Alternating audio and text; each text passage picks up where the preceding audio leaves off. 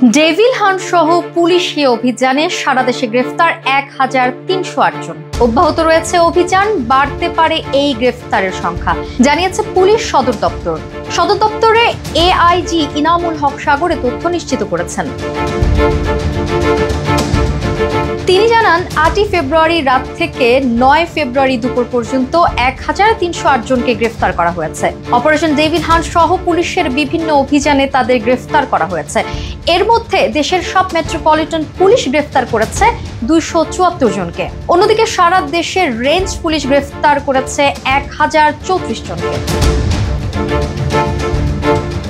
গাজীপুরে ছাত্রদের ওপর হামলার ঘটনাকে কেন্দ্র করে সারা দেশে শুরু হয় ডেভিল হান্ট নামক অভিযানের। এই অভিযানে পুলিশের সাথে অংশ নেয় দেশের প্রধান ৩ বাহিনী। ডেভিল হান্ট ছাড়াও সারা দেশে অব্যাহত রয়েছে পুলিশের নিয়মিত নানা অভিযানও। পথ পরিবর্তনের পর থেকেই মাঠে রয়েছে সেনাবাহিনী। বিভিন্ন সময়ে রাজধানী ঢাকা সহ সারা দেশে যৌথ অভিযান পরিচালনা করে আসছিলেন তারা। এবার অভিনব এক নাম ডেভিল হান্ট নিয়ে মাঠে আইন শৃঙ্খলা বাহিনী।